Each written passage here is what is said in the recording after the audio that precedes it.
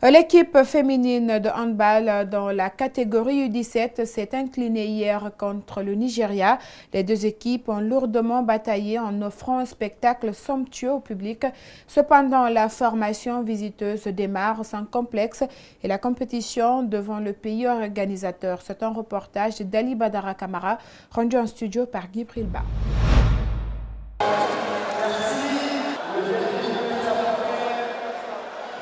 Le Nigeria a commencé le match comme s'il n'avait rien à perdre. Il ouvre la marque dès les premières minutes. Mais la réplique des Guinéennes ne va pas tarder. Les deux sont à égalité sur le tableau, 5 contre 5. Mais on pourra s'attraper. Ça y a le temps. Rien n'a peur du foot. Ces deux équipes féminines de catégorie U17 ont dans le fil du match donné un spectacle éblouissant. À 30 minutes de la pause, le Nigeria prend l'ascendant numérique sur la Guinée. C'est un match important pour nous. Quelle que soit l'issue du match, on obtiendra notre ticket. C'est le match sur lequel tout le monde doit se concentrer. Si nous gagnons ce match, aucune équipe ne pourra nous rivaliser. Le retour des vestiaires s'annonce compliqué pour les handballeuses cadettes de la Guinée. Et les Nigérianes accentuent la pression dès le début et marquent 20 contre 17 au bout de 6 minutes de la seconde partie du match. Les derniers instants de la rencontre deviennent complètement fous et les points sont bien récoltés par les Nigérianes. Score final, 32 contre 31 points. Vraiment, le handball guinéen est revenu sur l'arène internationale. Vous n'êtes pas sans savoir 3 ans successivement qu'on nous donne des compétitions et qu'ici on nous donne aujourd'hui le challenge continental qui est le couronnement des challenges au niveau des différentes zones. Moi je pense bien que c'est ce que nous avons essayé d'expliquer à tout ce beau monde qui était là. Mercredi, les Ougandaises ont battu les Camerounaises. Le ministre de la Culture, des Sports et du Patrimoine historique, bien avant le coup d'envoi de la compétition, a souhaité la bienvenue aux hôtes. Il assure l'instance continentale de handball de la réussite de l'organisation. Il est au micro de Moussa Kampossouma.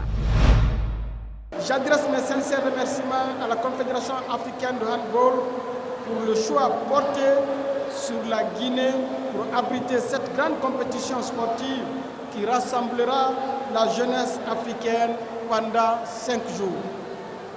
Je tiens à rassurer les uns et les autres que le gouvernement guinéen ne ménagera aucun effort quant aux dispositions à prendre pour la réussite de cet événement et de permettre à chacun d'y passer un agréable et plaisant séjour en terre hospitalière de Guinée. Le président tunisien Béji Caïd Essebsi est mort ce jeudi, quelques heures après son hospitalisation en soins intensifs, ce qu'a annoncé la présidence dans un communiqué. Il était âgé de 92 ans. Il avait été hospitalisé pour un problème de santé consécutif au sérieux malaise qu'il avait eu le mois dernier, selon son fils Ouminatou Sidibé. Le président tunisien est mort des suites d'un problème consécutif au grave malaise qu'il avait eu le mois dernier et qui avait nécessité une hospitalisation d'1 semaine. Son hospitalisation avait déclenché une vague d'inquiétude sur la fragilité des institutions tunisiennes. Mais après d'intenses tractations à l'Assemblée des représentants du peuple, de nombreux débats et mises au point sur la transition politique ont calmé les esprits. Aussitôt après son décès, le Parlement a déclaré que son président Mohamed Ennaceur, 85 ans, serait intronisé le même jour président de la République par intérim, conformément à la Constitution. L'élection présidentielle en Tunisie, prévue initialement le 17 novembre, sera avancée, a annoncé jeudi le président de l'instance supérieure indépendante des élections. Le chef du Parlement, Mohamed Ennaceur, a 90 jours pour organiser une élection présidentielle. Celle-ci sera donc avancée afin de respecter le calendrier prévu par la Constitution. Ce délai court jusqu'au 23 octobre. Des législatives sont également prévues le 6 octobre. Le président tunisien était le plus âgé des chefs d'État à travers le monde après la reine Elisabeth d'Angleterre. Le décès de Béji Essebsi intervient le jour où la Tunisie célèbre la proclamation de la République en 1957, habituellement marquée par un discours du chef de l'État. Et voilà, c'est la fin de cette édition d'information réalisée par toute l'équipe technique et rédactionnelle. Merci à tous de l'avoir suivi et bonsoir.